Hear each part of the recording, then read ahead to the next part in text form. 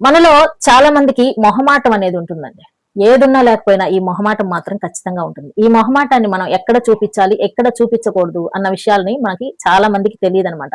కొంతమంది మాత్రం ఈ విషయంలో చాలా పర్ఫెక్ట్‌గా నడుచుకుంటూ ఉంటారు. మొహమాటాన్ని ఎక్కడ కావాలో అక్కడ వాడతారు. ఎక్కడ వద్దో అక్కడ తీసేస్తూ ఉంటారు. వీళ్ళని చూస్తే చాలా ఆశ్చర్యం వేస్తుంది.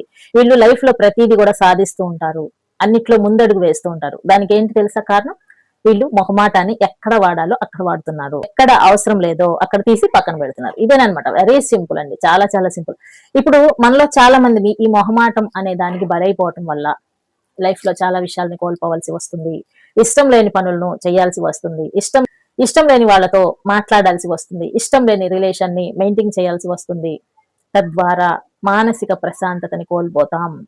ఇష్టం లేని పని చేసినప్పుడల్లా మనం మనసు ఒక డిస్టర్బెన్స్ ని ఫీల్ అవుతుందండి. దానికి ఏంటి అర్థం?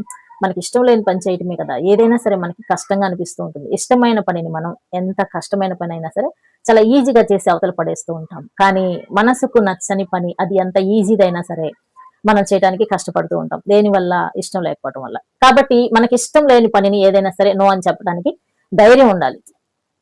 ధైర్యం ఉండాలంటే ఈ మొహమాటాన్ని జయించాలన్నమాట. అయితే ఇప్పుడు మనం ఏ 3 విషయాల్లో మనం ఖచ్చితంగా మొహమాటాన్ని తీసి పక్కన పెట్టాల్సిందే.